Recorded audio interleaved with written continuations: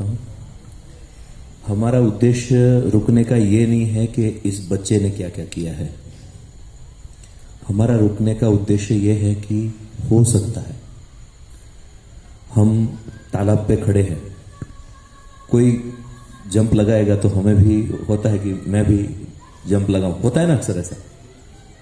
कोई अगर कूद जाता है तो हम भी सोचते हैं कि मैं भी कूद जाऊंगा। कोई ये रेलिंग ऐसे लांग लेगा तो हमको भी लगता है कि मैं भी लांग सकता हूं। तो ये बच्चा यदि ये आयु में ये कर सकता है तो हम भी कर सकते हैं। उसको अंग्रेजी में कहते हैं कैन डू। मैं कर सकता हूं, बन सकता हूं, बदल सकता हूं, हो सकता हूं। ये जो वृत्ति हमारे अंदर है, यदि चंद्र चाहे कि वो उष्ण हो जाए तो वो हो नहीं सकता है। यदि सूर्य चाहे कि वो शीतल हो जाए तो ये हो नहीं सकता है। पर इंसान ऐसा है कि जो चाहे वो कर सकता है। वो उष्ण भी हो सकता है, वो शीतल भी रह सकता है। ये सब हम सीख सकते हैं, कर सकते हैं, और ये सीखने की आयु है। सीखने के लिए अभी हम प्रवृत्त है। तो हमारा उद्देश्य ये नहीं है कि ये इसने क्या क्या किया है, क्या क्या कर पाया है।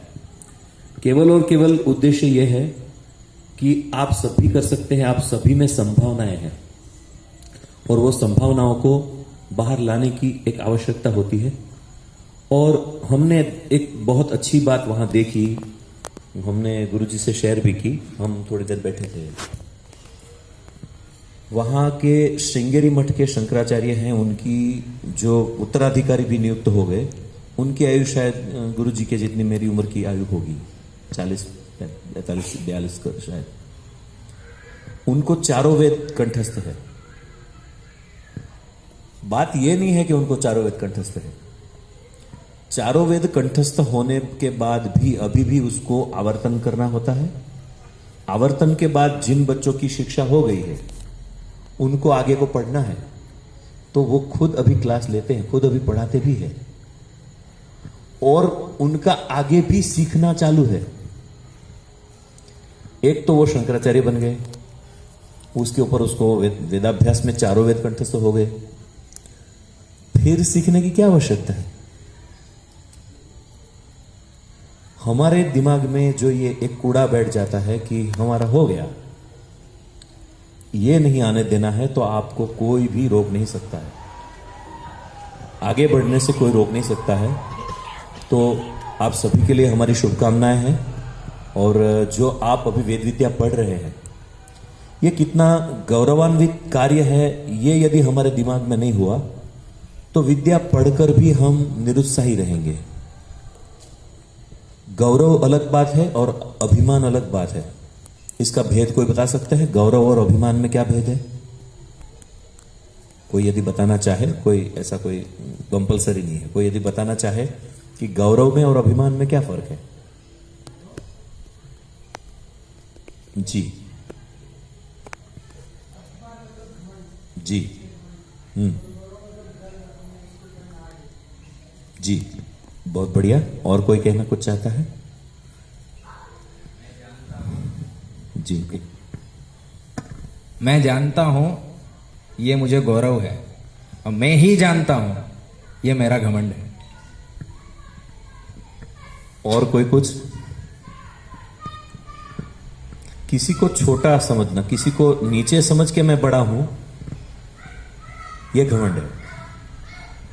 और अपने पास कुछ विद्या है, कुछ भी हमने अर्जित किया है और एक विद्या को प्राप्त की है, कुछ भी प्राप्त किया है, तो उसका एक गौरव होता है।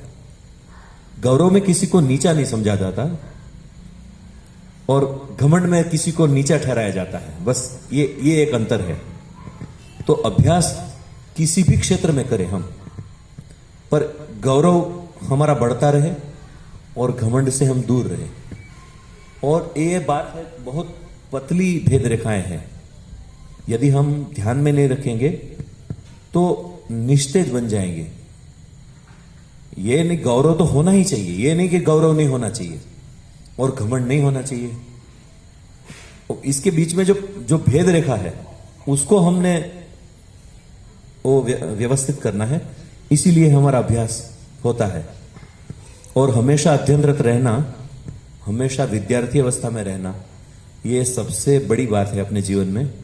और आप अभी विद्याभ्यास कर रहे हैं, जितना हो रहा है उतने में संतुष्ट होना, या जो कर रहे हैं उससे भी आगे आगे आगे सीखने की तमन्ना रखना, ये आप हमको आगे ले जाता है। विद्याभ्यास के लिए हमें चाहिए क्या? सभी बच्चे और कुछ पढ़ रहे हैं, हम वेदाभ्यास कर रहे हैं, ऐसा क्यों है? वेदाभ्यास करना मतलब क्या करना? हमें वेदों का गौरव मालूम होना चाहिए। अध्ययन हम जो कर रहे हैं वो कितनी श्रेष्ठ बात है, वो हमें ध्यान में होना चाहिए। नहीं है तो पूछते रहना चाहिए। परिप्रश्न है ना, सेवया, परिप्रश्न से हम आगे आगे आगे आगे बढ़ सकते हैं। और उसमें विनम्रता होनी चाहिए जी, उसमें विनम्रता होनी चाहिए। और सभी की सेवाएं अलग अलग तरीके से होती है। गुरु सेवा का तरीका अलग है, सूर्य की सेवा करनी है तो तरीका अलग है। हम वहां जाके उनके पैर नहीं दबा सकते हैं, पर सूर्य के जो गुण हैं वो जीवन में लाकर हम सूर्य की सेवा कर सकते हैं। जो हमारे आद्य ऋषि हो गए, अवतार हो गए, उनकी जो हम सेवा करते हैं, उनके जो गुण, उनकी जो दृष्टि है वो जीवन में लाकर हम जीकर दिखाएं, ये अपने आप में उनकी सेवा होती है। तो और किसी को कोई प्रश्न है तो जरूर पूछ सकते हैं। और यदि अत्यधिक कुछ हुआ है तो वो हमारी गलती है। कुछ यदि आपको प्राप्त हुआ है तो ये गुरु कृपा से हुआ है। और बड़ी विनम्रता से आपको प्रणाम करते हैं।